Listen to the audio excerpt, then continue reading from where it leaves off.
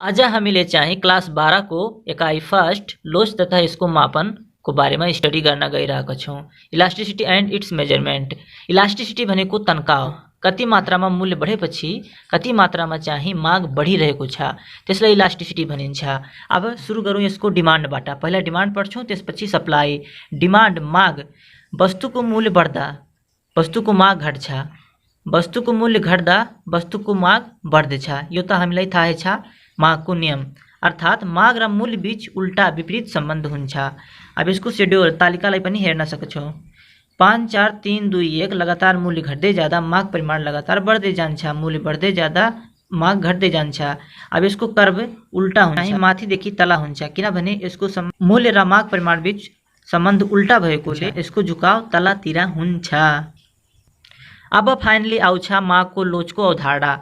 यसलाई पत्ता लगाउने व्यक्ति हुन् ए कर्नेट र जेएस मिल। लोच भनेको तन्काउ के एक्चुअलमा कति प्रतिशत चाहिँ मूल्यमा र आम्दानीमा परिवर्तन आउँदा कति प्रतिशत मागमा परिवर्तन आउँछ।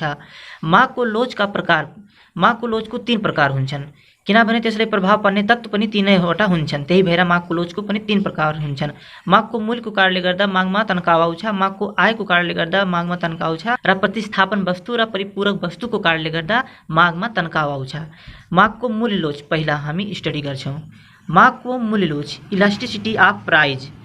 इलास्टिसिटी अफ प्राइज के हो? मागको मूल्य लोच वस्तुको मूल्यमा आएको परिवर्तनले त्यस वस्तुको माग परिमाणमा आउने परिवर्तनलाई मागको मूल्य लोच भनिन्छ। अर्थात् मूल्यमा आएको परिवर्तनको कारणले गर्दा मागमा आउने परिवर्तन नै मागको मूल्य लोच हो। उदाहरण, प्याजको मूल्य 10 रुपियाँ केजी हुँदा उपभोक्ता 1 केजी किन्यो, तर 5 रुपियाँ प्रति केजी भयो भने 2 केजी किन्यो। यसरी 50% मूल्यमा परिवर्तनको कारणले 50% मागमा बढ्दै आएको छ। यसरी नै मूल्यको लोच हो। अब हामी चाहिँ यसको न्युमेरिकलबाट निकाल्छौँ मागको मूल्य लोच। अब एउटा हामीले क्वेशन लिएका छौँ। कुनै वस्तुको मूल्य रु 10 बाट घटेर 8 हुँदा माग परिमाण 40 इकाइबाट बढेर 60 इकाइ हुन्छ भने मागको मूल्य लोच पत्ता लगाउनुहोस्। अब 10 रुपियाँ थियो तो 40 इकाइ माग गरिरहेको थियो, 8 रुपियाँ भयो 60 इकाइ माग गर्न थाल्यो। यसरी कसरी यसको मूल्य लोच के हुन्छ यो पत्ता लगाउनु छ हामीलाई। तो सुरुको मूल्य P10 थियो, सुरुको मूल्य P10 थियो, नयाँ मूल्य P1 88 भएको छ र सुरुको माग परिमाण 40 थियो Q र नयाँ माग परिमाण Q1 60 भएको छ। अब मूल्यमा आएको परिवर्तन निकाल्नु हम पर्छ। पहिलो change in price. Change in price निकाल्नको लागि P1 माइनस P गर्नुपर्छ। P1 चाहिँ 8 रहेको छ र P चाहिँ 10 रहेको छ। तो 8 माइनस 10 गर्दा -2 निक्ल्यो, चेन्ज इन प्राइज। अब माग परिमाणमा आएको परिवर्तन निकाल्नु छ, चेन्ज इन क्वान्टिटी निकाल्नु छ। तो चेन्ज इन क्वान्टिटी निकाल्नको लागि पनि Q1 माइनस Q गर्नुपर्छ। तो Q1 हाम्रो 60 रहेको छ र Q चाहिँ 40 रहेको छ। 60 माइनस 40 गर्दा 20 निकाल्यो। अब इलास्टिसिटी अफ प्राइज को फर्मुला हामीलाई थाहा छ, change in quantity by change in price into P by Q। P र Q पुरानो भेल्यु हो, त्यो P एन्ड Q पुरानो भेल्यु हो। 20 बाई -2, चेन्ज इन क्वान्टिटी हामीले 20 निकाल्यो, -2 चाहिँ चेन्ज इन प्राइज निकाल्यो, इन्टु P चाहिँ 10 रहेको छ सुरुको भेल्यु र सुरुको परिमाण हाम्रो 40 रहेको छ। यसरी 10/40 गरिदिन्छौँ। यसलाई क्याल्कुलेट गरेर 2.5 निकालिदिन्छौँ। यो -2 को कुनै अर्थ हुँदैन, यो प्लस हामीले बुझ्नुपर्छ। 2.5 इलास्टिसिटी अफ प्राइज यसरी निकालिदिन्छौँ। अब आउँछ types of price elasticity of demand. Price इलास्टिसिटीको पनि 5 वटा प्रकार रहेको हुन्छ। पहिलो प्रकारमा पर्छ पूर्ण लोचदार माग, पर्फेक्टली इलास्टिसिटी डिमान्ड। पूर्ण लोचदार माग भनेको के हो? मूल्यमा चाहिँ अलिकति परिवर्तन आएको कारणले गर्दा माग परिमाणमा अनन्त परिवर्तन आउँछ, अनलिमिटेड परिवर्तन आउँछ भने त्यसलाई पर्फेक्टली इलास्टिसिटी अफ डिमान्ड भनिन्छ। पूर्ण लोचदार माग, एकदम लोचदार हुने, तन्किने। अब हेर्नुहोस् यसको साइन के हुन्छ? EP is infinite. इन्फाइनाइट भनेको अनलिमिटेड, अर्थात् मूल्यमा अलिकति परिवर्तन आएको छ P1। यहाँ माग परिमाण चाहिँ लगातार वृद्धि नै भएको छ, Q1 Q2 Q3 dot dot dot dot जाँदै जान्छ। यसरी यो हो पर्फेक्टली इलास्टिसिटी अफ डिमान्ड। 2 नम्बरमा हुन्छ पूर्ण बेलोचदार माग। अब यो लोचदारको उल्टा पूर्ण बेलोचदार माग, अर्थात् मूल्यमा जतिसुकै परिवर्तन आए पनि माग परिमाणमा कुनै पनि परिवर्तन आउँदैन, EP इक्वल टु 0, त्यसलाई भनिन्छ पूर्ण बेलोचदार माग, पर्फेक्टली इनइलास्टिक डिमान्ड। नंबर 3 एकाइ बराबरको माग, युनिटरी इलास्टिसिटी डिमान्ड। एकाइ बराबर भनेको एकसँग बराबर हुने, एकाइ भनेको 1 हो। Elasticity of price EP equal to 1, मूल्यमा जति परिवर्तन आउँछ त्यति परिवर्तन माग परिमाणमा आउँछ, त्यसैलाई भनिन्छ एकाइ बराबर माग लोच। यानि कि 10% मूल्यमा परिवर्तन आउँछ भने 10% चाहिँ माग परिमाणमा पनि परिवर्तन आउनुलाई एकाइ बराबर वस्तुको माग लोच भनिन्छ। अब आउँछ सापेक्षित लोचदार माग, relatively elastic demand. EP is greater than 1। अब ईपी चाहिँ 1 भन्दा बढी हुन्छ। यसमा कसरी हुन्छ? प्राइजमा 10%ले गिरावट आउँदा माग परिमाणमा 20%ले बढत आएको छ। यानी कि प्राइज गिरावट भन्दा मागमा बढी परिवर्तन आउनेलाई सापेक्षित लोचदार माग भनिन्छ। EP is greater than 1। 5वें नम्बरमा रहेको छ सापेक्षित बेलोचदार माग, रिलेटिभली इन इलास्टिक डिमान्ड। यो रिलेटिभली इलास्टिकको उल्टा हो। अब यसमा के हुन्छ? EP is less than 1। EP चाहिँ 1 भन्दा कम हुन्छ इलास्टिसिटी अफ प्राइज। कसरी? प्राइजमा 20%ले गिरावट आउँदा मागमा चाहिँ 10%ले बढत आउँछ भने त्यसलाई रिलेटिभली इन इलास्टिक डिमान्ड भनिन्छ। यानी कि प्राइज भन्दा मागमा कम मात्रामा डिमान्डमा वृद्धि हुन्छ, माग परिमाणमा वृद्धि हुन्छ प्राइज भन्दा कम, त्यही भएर त्यसलाई रिलेटिभली इन इलास्टिक डिमान्ड भनिन्छ, सापेक्षित बेलोचदार माग। अब हेर्नुहोस्, यसलाई राम्रोसँग समझ्नको लागि एउटा हिन्ट दिएको छु। अब इलास्टिसिटी अफ प्राइज ठुलोदेखि सानोसम्ममा लग्ने, ठुलोदेखि सानोसम्ममा यसरी ईपी ईपी ईपी ईपी 5वटा बनाइदिने इलास्टिसिटी अफ प्राइज। तो सबभन्दा ठुलो हाम्रो इन्फाइनाइट हो, अनलिमिटेड परिवर्तन। फेरि ईपी इज ग्रेटर देन 1 हो, एक भन्दा बढी इलास्टिसिटी अफ प्राइज। त्योभन्दा सानो हाम्रो ईपी इज इक्वल्स टु 1 हुन्छ, त्योभन्दा सानो ईपी इज 0 हुन्छ, त्योभन्दा सानो ईपी इज लेस देन 1 हुन्छ। यसरी जब ईपी इज इन्फाइनाइट हुन्छ तो समझने त्यो पूर्ण लोचदार माग हो, पर्फेक्टली इलास्टिक हो। ईपी इज ग्रेटर देन 1 हुन्छ तो भन्ने सापेक्षित लोचदार माग हो। ईपी इज इक्वल्स टु 1 छ तो एकाइ बराबर माग हो, यूनिटरी इलास्टिक हो। ईपी इज 0 छ भने पूर्ण बेलोचदार माग हो। ईपी इज लेस देन 1 छ भने सापेक्षित लोचदार माग हो, रिलेटिभली इन इलास्टिक हो। मागको मूल्य लोचपछि अब आउँछ मागको आय लोच, इन्कम इलास्टिसिटी अफ डिमान्ड। अब आयको कारणले गर्दा उपभोक्ताको आम्दानीमा आएको परिवर्तनको कारणले वस्तुको मागमा आउने प्रतिशत परिवर्तनलाई मागको आय लोच भनिन्छ। अब आउँछ मागको आय लोचको प्रकार। मागको आय लोचको 3 प्रकार हुन्छ। पहिलो हो मागको धनात्मक आय लोच, दोस्रो हो मागको शून्य आय लोच, तेस्रो हो मागको ऋणात्मक आय लोच। अब मागको आय लोचमा मागको धनात्मक आय लोचको बारेमा पहिला हेरौँ। मागको धनात्मक आय लोच भनेको आम्दानी वृद्धिसँगै माग परिमाणमा वृद्धि हुनु र आम्दानीमा कमी हुनसँगै मागमा कमी हुने प्रक्रियालाई मागको धनात्मक आय लोच भनिन्छ। अब एकाइभन्दा बढी त्यसको सब टाइप्समा हामी मागको धनात्मक आय लोचको सब टाइप्सको हो। एकाइभन्दा बढी मागको आय लोच, positive income elasticity of demand. अब एकाइभन्दा बढी भनेको के हो? यदि 5% इन्कममा वृद्धि आउँदा क्वान्टिटी परिमाणमा 10%ले वृद्धि हुन्छ भने त्यसलाई एकाइभन्दा बढी आय लोच भनिन्छ। दोस्रो नम्बरमा हुन्छ एकाइभन्दा कम मागको आय लोच। आम्दानीमा 10%ले वृद्धि हुँदा माग परिमाणमा 5% वृद्धि हुन्छ भने त्यसलाई एकाइभन्दा कम मागको आय लोच भनिन्छ। एकाइ बराबर मागको आय लोच, 10% इन्कममा वृद्धि हुँदा 10% मागमा वृद्धि हुन्छ भने त्यसलाई एकाइ बराबर मागको आय लोच भनिन्छ। यो सबै एकदमै इजी रहेको छ। मागको शून्य आय लोच, दोस्रो नम्बर मागको शून्य आय लोच, धनात्मक पछि शून्य आय लोच। EY is equal to 0। आयमा जतिसुकै परिवर्तन आए पनि मागमा कुनै पनि परिवर्तन आउँदैन भने त्यसलाई मागको शून्य आय लोच भनिन्छ। मागको ऋणात्मक आय लोच, negative income elasticity, EY less than 0। अब हेर्नुहोस्, इन्कममा 10%ले वृद्धि हुँदा मागमा 5%ले कमी आउँछ भने त्यसलाई भनिन्छ मागको ऋणात्मक आय लोच। आउँछ मागको छड्के लोच, EXY, cross elasticity of demand. कुनै एउटा वस्तुको मूल्यमा भएको परिवर्तनले अर्को वस्तुको मागमा हुने परिवर्तन प्रक्रियालाई मागको छड्के लोच भनिन्छ। उदाहरण, यदि MB डाटा, जुन इन्टरनेट चलाउँछौँ, MB डाटाको मूल्य बढी हुन्छ भने इन्टरनेटको प्रयोग कम हुन्छ, किनभने बिना MB को इन्टरनेट हुँदैन। यसरी इन्टरनेटको लागि MB डाटा परिपूरक वस्तु हो। छड्के लोचका प्रकारहरू, types of cross elasticity of demand. 1 नम्बरमा हुन्छ मागको धनात्मक छड्के लोच। मागको धनात्मक छड्के लोचमा के हुन्छ? एउटा हुन्छ प्रतिस्थापन वस्तु, एउटा हुन्छ परिपूरक वस्तु। प्रतिस्थापन भनेको कुनै 2 विकल्प जसमध्ये कुनै एउटा चुज गर्नुपर्छ। जस्तै ओप्पो मोबाइल भयो र भिभो मोबाइल भयो। ओप्पो यदि धेरै महँगो भयो भने भिभो अथवा अन्य मोबाइल चलाउन थाल्छन्। तर परिपूरक के हो? एउटा वस्तु हुँदैन भने अर्को वस्तु प्रयोगमा ल्याउन सकिँदैन। जस्तै चार्जर हुँदैन भने मोबाइल चलाउन सकिँदैन। यसरी चार्जर चाहिँ मोबाइलको लागि परिपूरक वस्तु हो। अब इसको ग्राफ हेर्ने यो ओप्पो मोबाइलको मूल्य हो, यो भिभो मोबाइलको मूल्य हो। यसरी ओप्पो मोबाइलको मूल्य वृद्धि हुँदा भिभोको माग परिमाणमा वृद्धि हुन्छ।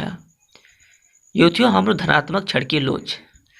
अब आउँछ मागको ऋणात्मक छड्के लोच, negative cross elasticity of demand. EXY is less than 0। यहाँ कुरा परिपूरक वस्तुको भएको छ।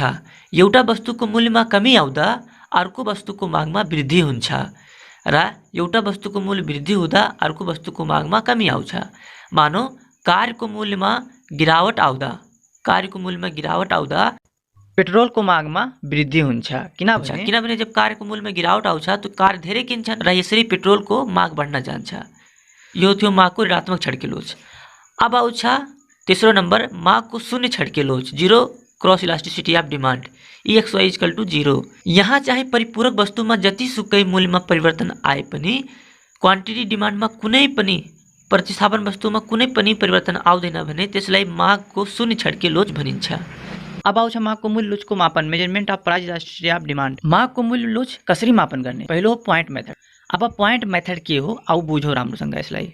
अब हेर्ने एउटा वक्ररेखा बनाउने YOX अनि चाहिँ माथिदेखि तला AB रेखा बनाउने A र लास्टमा B र सेन्ट्रल बिन्दुलाई C राख्ने र त्यस अनि C पछि D राख्ने, त्यसपछि E राख्ने। अब हेर्नुस् यसलाई 5 खण्डमा डिभाइड गर्ने, 1 2 3 4 5। अब हेर्नुस् 1 अनि यसको ग्याप 1, यसको ग्याप 1, यसको ग्याप 1, 1 1 1 दिने नाम। अब हेर्नुस् यसलाई क्याल्कुलेट गर्ने EP इक्वल टु इन्फाइनाइट कसरी निस्कन्छ तो यसको फार्मुला लाग्छ lower segment by upper segment. अब हेर्नुस् लोअर सेगमेन्ट हाम्रो के हो? लोअर सेगमेन्ट मतलब ए भन्दा तला, तो A र B हो लोअर सेगमेन्ट AB। अनि अप्पर सेगमेन्ट ए भन्दा माथिलाई अप्पर सेगमेन्ट भनिन्छ। तो ए भन्दा माथि कुनै केही पनि छैन, तो त्यो 0 भयो। तो ए भन्दा माथि AB मा कति बिन्दु पर्छ? 1 2 3 4 बिन्दु पर्छ, तो 4 लेख्ने। फेरि ए भन्दा 0 0, तो जब 4/0 हुन्छ तो त्यसको भ्यालु इन्फाइनाइट हुन्छ। यसरी EP इक्वल टु इन्फाइनाइट हुन्छ। अब फेरि D बिन्दुलाई हामीले क्याल्कुलेट गर्ने, फेरि त्यही formula lower segment by upper segment. अब D को लोअर सेगमेन्ट हो D र B, D र B र D भन्दा माथि सेगमेन्ट हो A र D। तो D र B मा 3 बिन्दु पर्छ, 1 2 3 बिन्दु र D भन्दा माथि अप्पर सेगमेन्टमा 1 बिन्दु पर्छ। यसरी 3/1 गर्दा 3 हुन्छ। अब यो 3 चाहिँ 1 भन्दा ठुलो छ, के छ? 1 भन्दा ठुलो छ, त्यही भएर EP इज ग्रेटर देन 1। यसरी इलास्टिसिटी 1 भन्दा बढी छ। यो क्याल्कुलेट गर्यो हामी। अब हामी C पोइन्टलाई क्याल्कुलेट गर्दा फेरि lower segment by upper segment. अब C भन्दा लोअर सेगमेन्ट हो BC। अब हामी अल्फाबेट मिलाएका छौँ, यानी कि पहिला B राख्ने तब C राख्ने अल्फाबेट वाइज। फेरि C भन्दा माथि अप्पर सेगमेन्ट हो A र C, yeah C yeah A पनि लेख्न सक्नुहुन्छ। यसरी C भन्दा तलको 2 बिन्दु छ, 1 र 2 हैन, 1 र 2, तो 2 राख्यौँ। फेरि C भन्दा माथिको बिन्दु 2 छ, 1 र 2, 2/2 गर्दा 1 आउँछ। यसरी EP इज इक्वल टु 1। यसरी अब E पोइन्टलाई क्याल्कुलेट गर्ने, तो lower segment by upper segment. तो E चाहिँ E को लोअर सेगमेन्ट हुन्छ 1, EB हुन्छ, तो यसको बिन्दु हुन्छ 1 पोइन्ट। फेरि तो E को अप्पर सेगमेन्ट हो AE, तो AE मा 3 बिन्दु पर्छ, 1 2 3, तो 3 राख्ने। 1/3 गर्दा 0.33 हुन्छ। यसरी 1 भन्दा कम आयो। यसरी EP इज लेस देन 1 हुन्छ। अब B पोइन्टलाई क्याल्कुलेट गर्दा lower segment by upper segment, तो B को लोअर सेगमेन्ट केही पनि छैन, 0 छ यहाँ, तो 0 हुन्छ। र अप्पर सेगमेन्ट चाहिँ यसको 4 छ, 1 2 3 4। यसरी 0/4 गर्दा EP इक्वल टु 0 आउँछ, 0 भ्यालु आउँछ। Methods of measuring price elasticity of demand को तेस्रो नम्बरमा आउँछ टोटल आउटले या टोटल एक्सपेन्डिचर मेथड। अब यसमा के हुन्छ कि कुनै पनि वस्तु खरिद गर्दा एक प्रकारको खर्च पनि गरेको हुन्छ कुनै पनि व्यक्तिले। यहाँ 3 कन्डिसन देखाएको छ यो शेड्युलमा। अब हेर्नुस् प्राइस घट्दै गएको छ। जब प्राइस 6 हुन्छ भने 1 युनिट खरिद भएको छ। जब 6 रुपैयाँमा 1 युनिट खरिद गर्दा उसले टोटल खर्च 6 रुपैयाँ गरेको छ। अब हेर्नुस् जब प्राइस 5 हुन्छ भने उसले 2 युनिट खरिद गर्छ। जब 2 युनिट खरिद गर्छ 5 रुपैयाँमा 2 युनिट, तो 10 रुपैयाँ खर्च गर्छ। जब 10 रुपैयाँ खर्च गर्छ, यहाँ खर्च त गरेछ तर बढ्दो क्रममा गरेछ। त्यही भएर यसलाई भनिन्छ elastic demand, if is greater than 1। अब हेर्नुहोस् जब प्राइस 4 हुन्छ दोस्रो कन्डिसनमा तब 3 युनिट खरिद भएको छ, यानी कि 4 त्यहाँ 12 रुपियाँ खर्च भएको छ। अब फेरि जब प्राइस 3 हुन्छ तो 4 युनिट खरिद भएको छ, यानी कि 4 त्यहाँ 12 फेरि खर्च भएको छ। अब यहाँ 12 बराबर खर्च भएकोले यसलाई युनिटिक इलास्टिक डिमान्ड भनिएको छ, एक एकाइ बराबर मागको मूल्य ल्याउँछ भयो। अब तेस्रो कन्डिसनमा जब 2 मूल्य हुन्छ भने कुनै पनि वस्तुको तब 5 युनिट खरिद हुन्छ, यानी कि 5 दुना 10 रुपियाँ खर्च गरेको छ। र 1 रुपियाँ हुन्छ भने मूल्य तब 6 युनिट खरिद गरेको छ, यानी कि 6 रुपियाँ खर्च गरेको छ, यानी कि खर्च गरेछ तर घट्दो क्रममा। त्यही भएर यसलाई भनिन्छ रिलेटिभली इलास्टिक डिमान्ड, एकाइ भन्दा कम वस्तुको मूल्य लोच। यसरी चाहिँ हामीले शेड्युलबाट चाहिँ टोटल एक्सपेन्डिचर देखाएर चाहिँ मागको मूल्य लोच पत्ता लगाउन सकिन्छ। Point method. अब आउँछ पूर्तिको लोच, इलास्टिसिटी अफ सप्लाई। हामीलाई थाहा छ मूल्य बढ्दा पूर्ति बढ्छ, मूल्य घट्दा पूर्ति घट्छ। यसरी मूल्यमा आएको प्रतिशत परिवर्तनको कारणले गर्दा पूर्तिमा आउने प्रतिशत परिवर्तनलाई पूर्तिको लोच भनिन्छ। अब आउँछ types of elasticity of supply. यो पनि 5 प्रकारको हुन्छ। जस्तै इलास्टिसिटी अफ प्राइस थियो, 5 वटा नाम जस्तै थियो, त्यस्तै सेम टु सेम यसको पनि नाम हुन्छ। जस्तै पर्फेक्टली इलास्टिक अफ सप्लाई, यहाँ मूल्यमा आएको नगण्य परिवर्तनको कारणले गर्दा चाहिँ सप्लाईमा अनलिमिटेड परिवर्तन आउँछ, त्यसलाई पर्फेक्टली इलास्टिसिटी अफ सप्लाई भनिन्छ। ES is infinite. फेरि 2 नम्बरमा आउँछ पर्फेक्टली इनइलास्टिक सप्लाई, यानी कि मूल्यमा जतिसुकै परिवर्तन आए पनि सप्लाईमा कुनै पनि परिवर्तन आउँदैन भने त्यसलाई पर्फेक्टली इनइलास्टिक सप्लाई भनिन्छ। ES is equal to 0। अनि तेस्रो नम्बरमा आउँछ युनिटरी इलास्टिक सप्लाई, यानी कि जति प्रतिशत प्राइजमा वृद्धि हुन्छ त्यति प्रतिशत सप्लाईमा पनि वृद्धि हुन्छ। 20% सप्लाईमा मूल्यमा वृद्धि भएछ, 20% सप्लाईमा पनि वृद्धि भएको छ, यानी कि यस elasticity of supply equal to 1 unity बराबर हुन्छ यो। अनि 4 नम्बरमा आउँछ रिलेटिभली इलास्टिक सप्लाई, यानी कि मूल्यमा आएको कमी भन्दा सप्लाईमा बढी वृद्धि हुन्छ, यानी कि 20%ले मूल्यमा वृद्धि हुँदा सप्लाईमा 40%ले वृद्धि हुन्छ। इएस इज ग्रेटर देन 1 हुन्छ। अनि 5औं नम्बर रिलेटिभली इनइलास्टिक सप्लाईमा के हुन्छ, मूल्यमा 40%ले वृद्धि हुँदा सप्लाईमा 20%ले वृद्धि हुन्छ, यानी कि मूल्य भन्दा कम सप्लाईमा वृद्धि हुन्छ, यानी कि इएस इज लेस देन 1 हुन्छ। यसरी यो थियो types of elasticity of supply.